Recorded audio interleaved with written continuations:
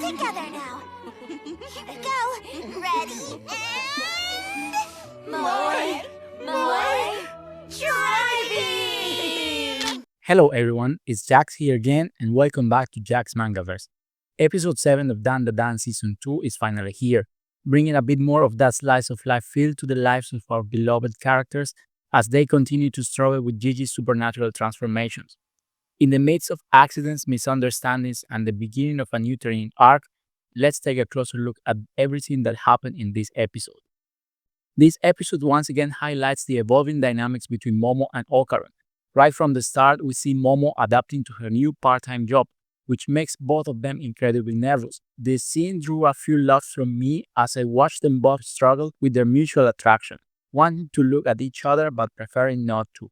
It's obvious to the viewers that there is something going on between them, they just haven't fully figured out how to open their feelings with one another.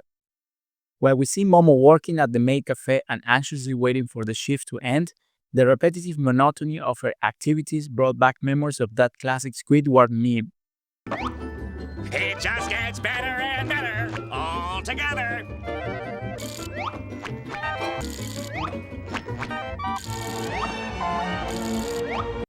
When Okarun leaves the restaurant and asks if she wants him to wait for her, she waves away the idea, explaining that waiting until 10 p.m. isn't necessary.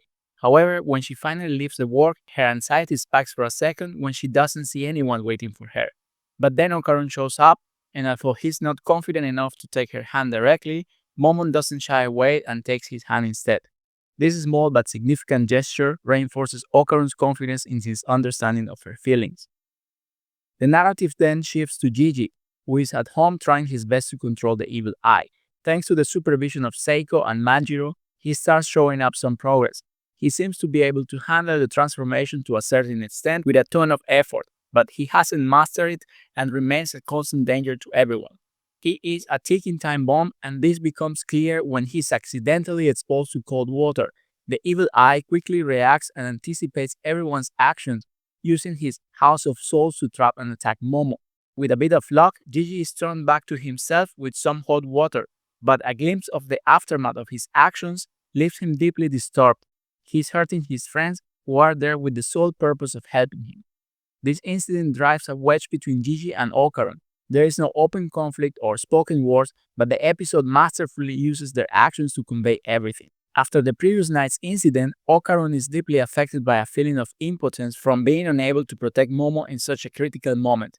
But our guy transforms his frustration into pure determination to get stronger no matter the cost. His first step is to visit our dear friend Peeny Winnie, who has now adapted to life on Earth and taken a human form. Okarun asks him to teach him how to fight. However, his request is flatly rejected and he has to return home without accomplishing anything. Not discouraged, Okarun tries to train on his own, practicing movements and punches to the best of his ability. Interestingly, he seems to be studying something that resembles the final volume of the manga Ashita no Yo.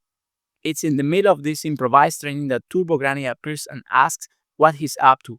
Okarun says he wants to know how to hit so he can become strong, but Turbo Granny reminds him whose powers he's borrowing, allowing him to realize that this approach is incorrect and that he needs to fundamentally focus on getting stronger first.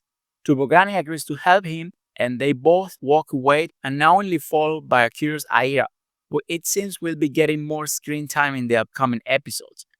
We see how Turbo Granny and Aira don't get along, with their exchanges bringing out the worst of Aira's character for the sake of some laughs. The training location turns out to be the music room of the school, where Turbo Granny introduces Okarun to an unconventional exercise. He must jump to a specified rhythm. The intention is for Okarun to understand and master his own combat rhythm. Unlike the Evil Eye or even Aira, Okarun is relatively slower. While they can move at 4 beats per second, he can barely manage 2. Turbo Granny emphasizes that reading and adapting to the fight's rhythm is just as crucial as strength or technique. But staying true to Dandadan's chaotic and surprising style, the lesson doesn't proceed peacefully. Turbo Granny deliberately plays the piano badly, causing the portraits on the walls to come to life and manifest as enemies ready to attack. She holds Okarun and Aira accountable, ordering them to face the enemies. In conclusion, Episode 7 is a pivotal transition arc. The focus shifts from the main action to deepen the bonds between our characters and lay the groundwork for a new stage of growth.